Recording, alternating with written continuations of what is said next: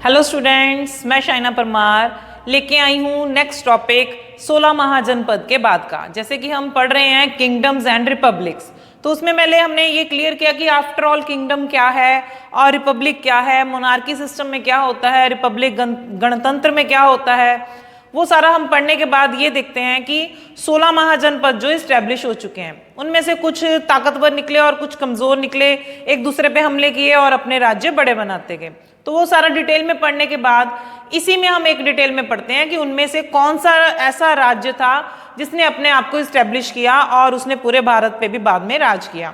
तो आज हम पढ़ेंगे rise of Magadh. Kingdom and republics में से सबसे इंपॉर्टेंट जो हम पढ़ रहे हैं मगध, जैसे कि हमने मैप में भी देखा था कि वो पटना की तरफ कहाँ पे है, वो बिहार की तरफ। तो उस मगध के बारे में आज हम पढ़ने वाले हैं, ठीक है। तो ये माना जाता है कि जो मगध है उसमें सबसे पहले जो वंश चला वहां पे वो था बृहद्रथ वंश। तो जैसे कि हमने वैसे तो पढ़ा था कि मगध में बिंबिसार अजातशत्रु थे, लेकिन हमें उसका बेसिक्स पते होने चाहिए। तो बृहद्रथ वंश जो है ये माना गया है कि 1000 साल तक इन्होंने मगध पर राज किया है। ये भी माना गया है कि बृहद्रथ जो है वसु उसके पिता का नाम है और जरासंध उसका पुत्र था, ठीक है। तो ये माना गया है कि ये एक बहुत विशाल समय तक रहा और इन्होंने खूब राज किया और 600 BC तक सेंचुरी में उनका जो खात्मा हो गया। उसके बाद इनके बाद एक नया वंश शुरू होता है, वो है हर्यंक वंश, जो कि वेरी इंपॉर्टेंट है। तो मगध में एक्चुअल राज करने वाले, मगध को इस्टेब्लिश करने वाले और मगध की जो दूर दूर तक वाह हुई है उसको स्थापित करने वाला कौन सा वंश है, वो है हर्यंक वंश। हर्यंक वंश जो है उसका जो मुखिया है, स्थापित करने वाला कौन है, इसके बारे में हमें कोई खास जानकारी नहीं मिलती। ये भी लोग कहते हैं कि शायद बिंबिसार ने ही इसकी स्थापना की है, लेकिन कुछ ऐसे ग्रंथ पढ़ते हैं वहां पे लिखा हुआ है कि बिंबिसार का उसका जो पिता था उसने छोटी उम्र में ही उसका राज तिलक कर दिया था। तो इसका मतलब है कि बिंबिसार के पिता ने भी राजा का काम किया है। तो हर्यंक वंश के बारे में ये कहा जा सकता है कि जो महावंश जो लिखा हुआ है उसमें ये लिखा हुआ है कि जो बिंबिसार का पिता था उसका नाम है भट्टिय, ठीक है। तो जो भट्टिय है उसके बारे में कुछ अलग नाम भी बताए गए हैं, जैसे पुराण में उसका नाम क्षेमजित, हेमजित, क्षित्रोज, तिब्बती ग्रंथों के अनुसार उसका नाम महापदम, ऐसे अलग अलग नाम हमारे पास आते हैं। तो ये डिसाइड करना मुश्किल हो जाता है कि आखिर वो इनमें से कौन सा है, लेकिन फिर भी हम ये अंदाजा लगाते हैं कि शायद वो महापदम ही था, उसका पुत्र बिंबिसार था। तो बिंबिसार के पिता ने या महापदम ने एक लंबे समय तक राज किया होगा और अपनी मृत्यु से पहले अपने इस हर्यंक वंश का जो जिम्मा था वो किसको दे दिया, बिंबिसार को। तो मगध के लिए हमारे पास जो सबसे पहले परफेक्टली इंफॉर्मेशन के साथ साहित्य में जो हमारे पास है जिस राजा का नाम आता है वो है बिंबिसार। बिंबिसार को श्रेनिक के नाम से भी जाना जाता है। तो ये बिंबिसारा जो कि हर्यंक वंश का पहला ताकतवर राजा है, श्रेनिक के नाम से जाना जाता है। इसका टाइम पीरियड हमारे पास है 543 BC से लेके 493 BC। हालांकि क्योंकि उस वक्त इतिहास लिखा नहीं जाता था, हमारे पास ऐसे कुछ पक्के तौर पे सबूत नहीं है, तो ये जो उनके टाइम पीरियड्स हैं ऊपर नीचे होते रहते हैं। हर एक इतिहासकार अपने अकॉर्डिंगली बताता है कि ये राजा इस समय में हुआ या इस समय में हुआ, तो वो हम साथ साथ पढ़ते रहेंगे। बिंबिसार के बारे में ये कहा गया है कि वो जैसे एक अच्छा कुशल नीतिवान था, उसने अपने साम्राज्य को अच्छी तरह से स्थापित किया, युद्ध भी किए, दूसरों के साथ मित्रता भी स्थापित करके रखी, तो इसलिए भी जाना जाता है। लेकिन साथ साथ वो इसलिए जाना जाता है क्योंकि उसने आसपास के इलाकों से अपने अच्छे वैवाहिक संबंध स्थापित किए। वो क्या होता है, वो ऐसे होता है कि जैसे उसको लगता है कि इस दूसरे इलाके के साथ वो युद्ध नहीं करना चाहता या कर ही नहीं सकता, तो वहां पे शादी का न्योता भेज दिया। तो उनकी पुत्री के साथ या किसी की बहन के साथ उसने शादी की। तो ऐसी कुछ शादियों का हमारे पास जिक्र है। वो है, एक तो है उसने कौशल के राजा प्रसन्नजीत की बहन कौशल देवी के साथ उसने शादी की। तो इसका मतलब यह है कि उसके कौशल के राजा के साथ अच्छे संबंध हो गए। अब कौशल का राजा इतना महान है तो उसने दहेज में अपनी बहन की शादी के दहेज में उसको बिंबिसार को काशी का इलाका दाज में दे दिया, दहेज में दे दिया। तो जो दहेज था उसमें ऐसा इलाका मिल जाना जहां से हर साल 1 लाख से भी ज्यादा इनकम होती हो, तो ये उसकी एक बहुत बड़ी सफलता थी। दूसरा, उसने लिच्छवी वंश में चेतक की पुत्री के साथ विवाह किया जिसका नाम था चेलना। ये माना गया है कि ये सबसे छोटी पुत्री थी राजा की 7 बहनों में से। तो जब बिंबिसार ने ऐसा कुछ न्योता भेजा तो उसने अपनी सबसे छोटी पुत्री चेलना का विवाह बिंबिसार से किया। तो ये लिच्छवी वंश के साथ भी अच्छे संबंध होने दर्शाता है। तो उस वक्त हम देखते हैं कि जब मगध का साम्राज्य फैल रहा है 16 महाजनपद में, उस वक्त कौशल भी एक ताकतवर इलाका है, लिच्छवी भी एक ताकतवर इलाका है। तो इनके साथ वैवाहिक संबंध बना लेना मतलब अपनी ताकत को स्ट्रांग कर लेना। और ये अंडरस्टूड है कि जो राजा अपनी पुत्री या बहन का विवाह जहां करेगा उस राजा का राज्य तो वो कभी भी खत्म नहीं करेगा। तो इसलिए इस तरह से उसने अपने राज्य को और भी मजबूत किया। तो तीसरा है, पंजाब का एक इलाका माना जाता है। यह माना जाता है मिद्रक नाम कोई राजा है या किसी जगह का है, उसकी जो डॉटर है केशमा, जिसे खेमा भी कहा जाता है, उसके साथ भी उसने वैवाहिक संबंध स्थापित किए। तो एक विशाल साम्राज्य की स्थापना की। उस विशाल साम्राज्य में उसने सबसे पहले तो अपनी राजधानी, हमें पता है कि राजगृह है जब बिंबिसार वहां का राजा था, तो बाद में इसमें बदलाव आएगा, वो आगे हम पढ़ेंगे। तो साथ में उसने ऐसे इलाकाओं से अच्छे संबंध बनाए, इनसे शादियां की, और ये माना गया कि उसका विशाल साम्राज्य धीरे धीरे उसको ही मिलना शुरू हो गया। जब राजा की मृत्यु हुई, अपनी पुत्री को उसका इलाका मिल गया, तो ये मगध एक विशाल साम्राज्य बनता रहा। तो खूब उसके राज्य का खूब विस्तार होना शुरू हो गया। बिंबिसार के कुछ पुत्रों के नाम हमारे पास हैं, काफी सारे पुत्रों के नाम है, क्योंकि उसकी अगर 3 रानियां थी तो इसके अलावा भी उसने कुछ ऐसे संबंध बनाए जो शायद उसने शादियां नहीं की, लेकिन उसके पास, क्योंकि राजा के पास अधिकार होता था, जितने ज्यादा वो अपने संबंध बना के रख सकता था। विवाहिक संबंध बनाता है कि नहीं बनाता उसकी मर्जी है। तो उसके कुछ पुत्रों के नाम है, अजात शत्रु जिसके बारे में हम पढ़ने वाले हैं, ठीक है, हाल, वेहाल, अभय, नंदीसेन और मेघ कुमार, ये उसके पुत्रों के नाम है। इसमें से पहले जो हमारे पास राजा हैं, 3 पुत्र हैं उसके, वो उसकी पत्नी चेलना के हैं, जिसमें से अजात शत्रु का नाम बहुत इंपॉर्टेंट है। ऐसा ही माना गया कि अभय एक ऐसी नर्तकी का पुत्र माना गया है, या कुछ भी उसको नाम दे सकते हैं, उसका नाम है आम्रपाली। तो उस वक्त शायद इसके साथ उसने वैवाहिक संबंध स्थापित नहीं किए, लेकिन उससे जो पुत्र प्राप्त हुआ वो अभय उसका नाम था। तो ये उसके पुत्रों के नाम है। ये भी माना गया है कि बिंबिसार एक ऐसा राजा था जो अपने समय में बड़ी शानो शौकत से रहा, लेकिन जब उसके पुत्र बड़े हुए तो उसके पुत्रों ने उसे बहुत कष्ट दिया। तो उसके राज्य के बारे में पढ़ते हैं कि उसने आसपास के इलाकों से कैसे संबंध स्थापित किए। तो सबसे पहले हम तक्षशिला की बात करते हैं। तो हमने 16 महाजनपद में तक्षशिला का भी नाम सुना था। तो तक्षशिला के ऊपर आसपास के इलाकों ने हमला कर दिया। तो उसके राजा ने अपना दूत कहां भेजा? बिंबिसार के पास भेजा मगध में, कि मेरी सहायता करो। हालांकि ये माना जाता है कि बिंबिसार ने तक्षशिला के राजा के भेजे हुए दूत का बहुत सम्मान किया, उसको रिस्पेक्ट दिया, अपने राज में बिठाया, लेकिन साथ में ये बोल दिया कि वो किसी भी राजा के साथ दुश्मनी नहीं ले सकता, तो वो इस युद्ध में भाग नहीं लेगा, लेकिन वो तक्षशिला के राजा का भी सम्मान करता है। तो इस तरह से उसने सभी राजाओं से अच्छे संबंध बना के रखे। एक और हमारे पास एग्जाम्पल है, अवंती का राजा बीमार हो गया, तो उसको किसी वैद्य की जरूरत थी। तो उस वक्त बिंबिसार ने अपने वैद्य जीवक को अवंती भेजा ताकि वो वहां के राजा का इलाज कर सके। तो ये उसकी खासियत थी कि वो दूसरे राजाओं से अच्छे संबंध बना के रखता था। इसके अलावा ये माना गया है कि उसने अंग राज पर हमला किया था। अंग हमने पढ़ा था महाजनपद में, उसका राजा था ब्रह्मदत्त। तो उसने उसके साथ युद्ध किया, युद्ध में उसको हराया और अंग का इलाका अपने साम्राज्य में मिला लिया। तो वो ताकतवर भी था, वो कूटनीतिवान तो था, लेकिन युद्ध में भी वो कम नहीं था। उसके पास 80,000 गांव माने गए हैं जहां से वो टैक्स लेता था। तो ये इनकी गिनती कम या ज्यादा भी हो सकती है, कभी कोई 8,000 बोल देता है, कोई 80,000 बोलता है। तो बुक्स की तरफ हम इसलिए ज्यादा ध्यान नहीं देते क्योंकि हमें बहुत सारा कुछ पढ़ना पड़ता है, तो हमारा इतिहास तैयार होता है। तो 80,000 गांव उसके पास थे, जिनका क्षेत्रफल वर्ग मील में है 2700 वर्ग मील में वो फैले हुए थे। बहुत बड़ा इलाका उसके पास था। तो उसको वहां पे कर्मचारी भी चाहिए थे उसके अपने इलाके को ध्यान रखने के लिए।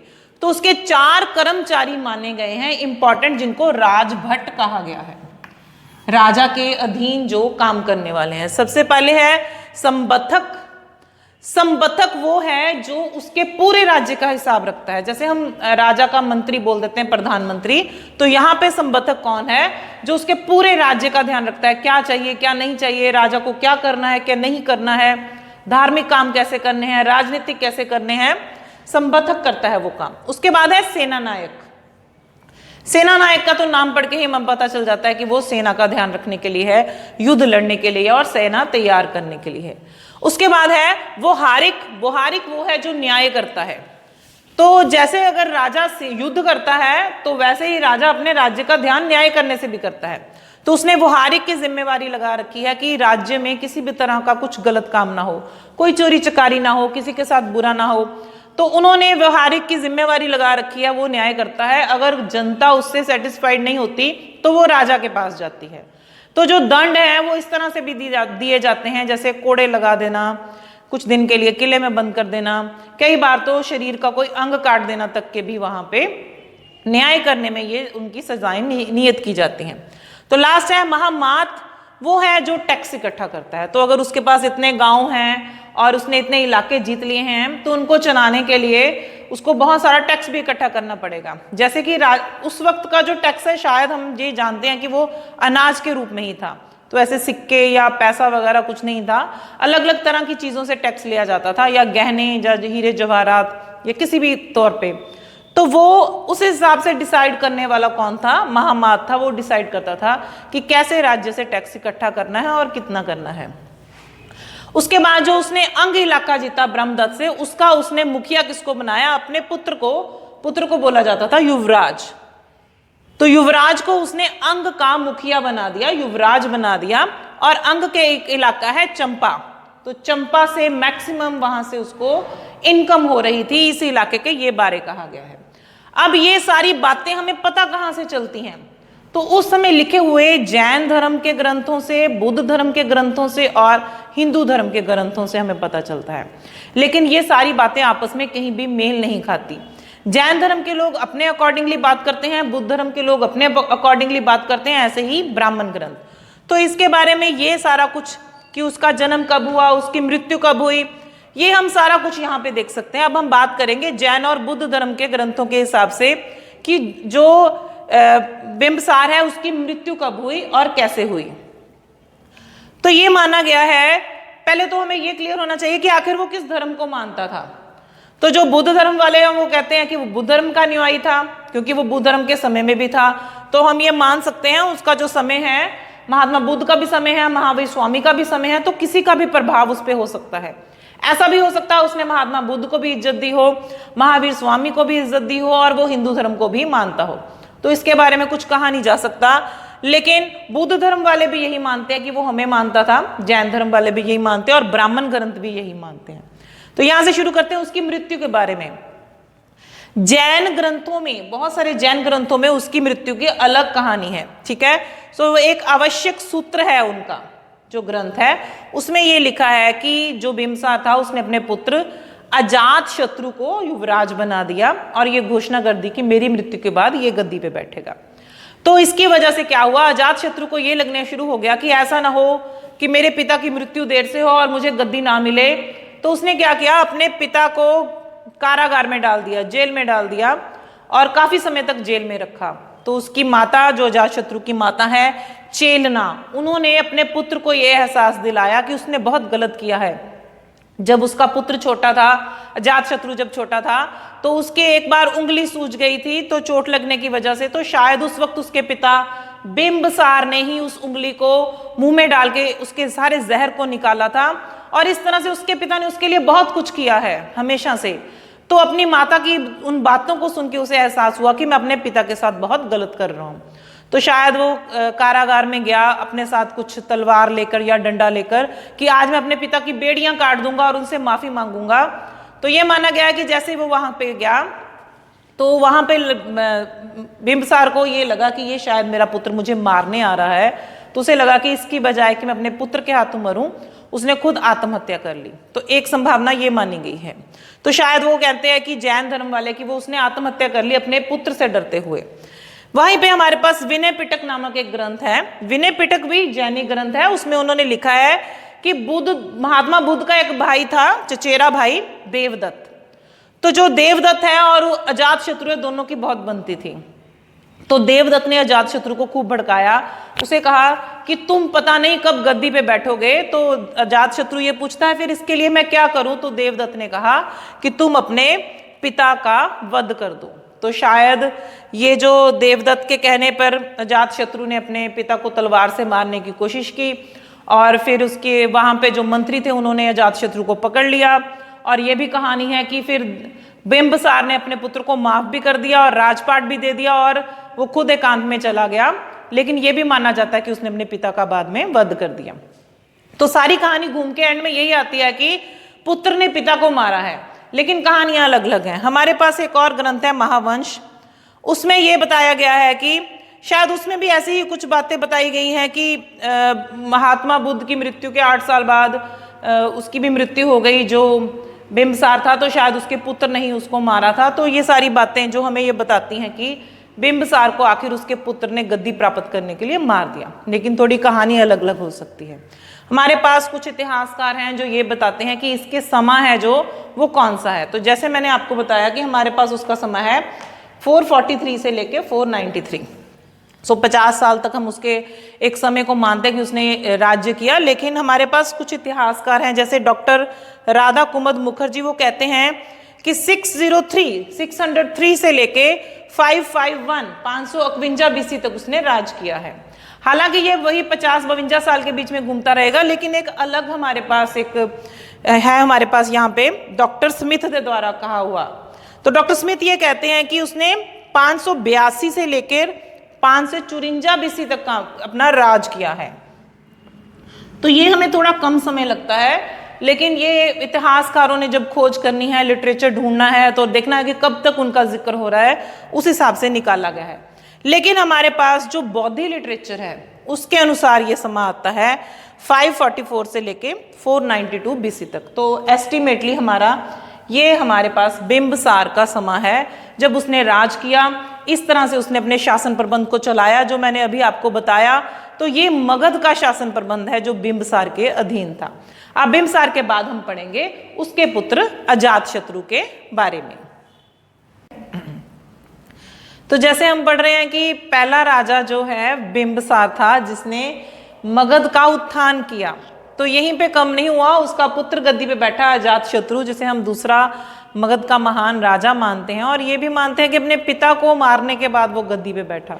तो शायद ये परंपरा काफी समय तक चलती रही वैसे, लेकिन अजातशत्रु गद्दी पे बैठा है। तो वो हमारे पास टाइम पीरियड है 493 से लेके 461 बीसी तक। अगर हम बौद्धिक ग्रंथों के अनुसार देखते हैं तो वो हमारा एक एक साल यहाँ पे कम हो जाता है, वो 492 से 460 बोलते हैं। तो ऑथेंटिक क्या होता है इसके बारे में हम हमेशा कंफ्यूज रहते हैं इतिहास में, जो पहले नहीं लिखा गया जिसको बाद में सर्च किया गया। तो हम इसे मान के चलते हैं कि अजातशत्रु का ये समय है, और वो एक महान ताकतवर राजा था, अपने पिता के समान था जो अजातशत्रु था। उसके बारे में ये कहा गया है कि उसने कुछ लड़ाइयां लड़ी, जिसमें से पहले है कौशल के राजा के साथ। तो कौशल का राजा है प्रसन्नजीत। तो हमने पहले पढ़ा है कि जो उसका पिता है वो कौशल के राजा के साथ युद्ध नहीं करता, बल्कि उसकी उसकी बहन से विवाह करता है। तो ये क्यों फिर उससे युद्ध कर रहा है? क्योंकि ऐसा होता है कि जब वो अपने पिता को मार देता है तो राजा की पत्नी विधवा हो जाती है, तो वो अपने पति की मृत्यु को सह नहीं पाती, तो उसकी मृत्यु हो जाती है। वो कौन है? वो कौशल देवी है। अब जो इसकी बहन है, ठीक है, तो कौशल देवी की मृत्यु होने के बाद क्या होता है, तो राजा अपना दिया हुआ वो इलाका जो उसने अपनी बहन को दिया था दहेज में वापस ले लेता है। तो अजातशत्रु से ये बात सह नहीं होती, तो वो युद्ध के लिए तैयार हो जाता है। तो जब युद्ध होता है तो उस दौरान युद्ध बहुत भयंकर होता है दोनों के बीच में, काफी समय तक चलता है, क्योंकि ये राजा भी कम ताकतवर नहीं है। तो दोनों का युद्ध होता है, अंत नहीं हो पाता युद्ध का। तो फाइनली क्या फैसला लिया जाता है कि संधि कर ली जाए। कभी प्रसन्नजीत हारता है, कभी अजातशत्रु हारता है, कभी ये जीतता है, कभी वो जीतता है, तो उतार चढ़ाव आ रहे हैं। तो संधि करके इस युद्ध को खत्म कर दिया जाता है।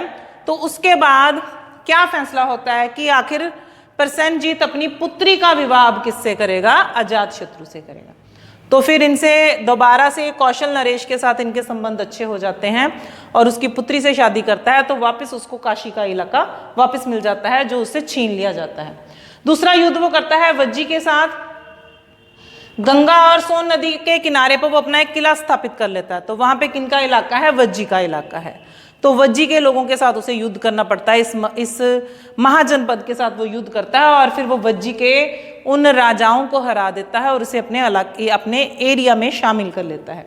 फिर वो लिच्छवी के साथ भी युद्ध करता है। हालांकि खुद उसकी माता लिच्छवी वंश से थी, लेकिन वो फिर भी इनसे युद्ध करता है। वो घबराता नहीं है, क्योंकि उसको लगता है कि जो लिच्छवी का इलाका है वो उसे अपने इलाके में शामिल करना है। तो इनके साथ युद्ध करता है और युद्ध करने के बाद उनको अपने इलाके में मिलाता भी है। तो खूब मगध का जो उत्थान कर रहा है, उसके साम्राज्य का विस्तार कर रहा है। अजातशत्रु उसमें बिल्कुल भी किसी भी तरह से पीछे नहीं है अपने पिता से। और वह वैशाली के राज से भी युद्ध करता है। ये एक ऐसा युद्ध है जो सबसे लंबा चलता है वैशाली के साथ। 16 साल तक वो इस युद्ध में लगा रहता है, उसका कोई फैसला नहीं कर पाता। ये माना गया है कि ये ऐसा युद्ध है जहां पे अजातशत्रु ने पत्थर फेंकने वाली ऐसे एक यंत्र का प्रयोग किया था। तो दूर से खड़े होकर पत्थर फेंके जाते थे। तो इसकी शुरुआत करने वाला भी शायद अजातशत्रु था। ऐसे नए नए उपकरणों का प्रयोग युद्ध में किया जा रहा था। तो ऐसे बहुत सारे उसने युद्ध किए हैं। उसने अपने राज्य में अच्छा एडमिनिस्ट्रेशन तो स्थापित करके रखा ही, जैसा पिता ने किया था, लेकिन साथ साथ उसने इन इलाकों को भी खत्म करके मगध में मिलाया और अपने साम्राज्य का विस्तार किया।